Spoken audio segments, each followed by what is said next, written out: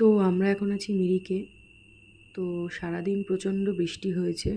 বৃষ্টির জন্য চারিদিকে জল জমে গেছে, আপনারা দেখতেই পাচ্ছেন। এটা একটা ব্যাপার যে এতটাই বৃষ্টি হয়েছে, এতটাই সারাদিন বৃষ্টি হয়েছে যে অলমোস্ট একটুখানি জল তো চারিদিকে ছিলই, ঠিক আছে।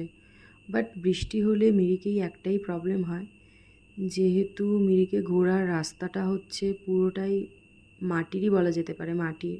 সেই জন্য প্রচণ্ড কাদা থাকে, ঠিক আছে, প্রচণ্ড কাদা থাকে। তার উপরে আবার যেহেতু মিরিকে প্রচুর ঘোড়া আছে, ঠিক আছে, মানে আপনারা ঘোড়ায় করে ঘুরতে পারেন। তো সেই জন্য সেখানে প্রচণ্ড ঘোড়া আছে। আর ঘোড়ার চারিদিকে মানে চারিদিকে বাথরুম করে রাখে। আর রাস্তাটা সেই জন্য ভীষণ স্লিপারি হয়ে যায়। মানে আপনারা মিরিক ঘোড়াতে করেও ঘুরতে পারেন। ঘোড়াতে 400-500 এরকম নেয়। মানে অ্যাকচুয়ালি আপনাকে বার্গেনিং করে নিতে হবে, অনেক সময় ওরা 250-300 টাকাতেও ঘোরায়। যেহেতু মানে আমি খুব একটা বেশি ঘোড়ায় চড়ে ঘুরতে ভালোবাসি না, আমার ঠিক ভালো লাগে না, সেই জন্য আমি ভাবলাম পায়ে হেঁটেই ঘুরবো। প্রচণ্ড কাদা ছিল যদিও, ঠিক আছে। তো আমি পায়ে হেঁটে ঘুরতেই বেশি পছন্দ করলাম। আমি দেখলাম পায়ে হেঁটে ঘোরাটাই সবথেকে বেশি ভালো লাগে।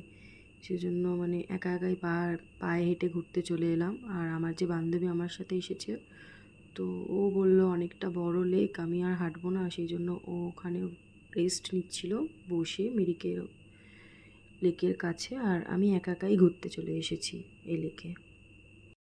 এখানে বোটিং করারও ব্যবস্থা আছে, কিন্তু আমার মনে হয় যেহেতু বৃষ্টির সময় ছিল সেহেতু বোটিং হচ্ছিল না।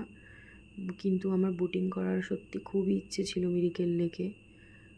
ব্যাড লাক যে আমি আর বোটিং করতে পারলাম না। আপনারা রাস্তাটা দেখতেই পাচ্ছেন কতটা কাদা ভর্তি। কিন্তু লেকটা খুবই সুন্দর, মানে আমার খুব খুব ভালো লেগেছে। যদিও পুরোটা ঘুরতে পারিনি সময়ের অভাবে, যেহেতু এই দিন আমাদের বাস আছে, তো সেই জন্য সময়ের অভাবে পুরোটা ঘুরতে পারিনি।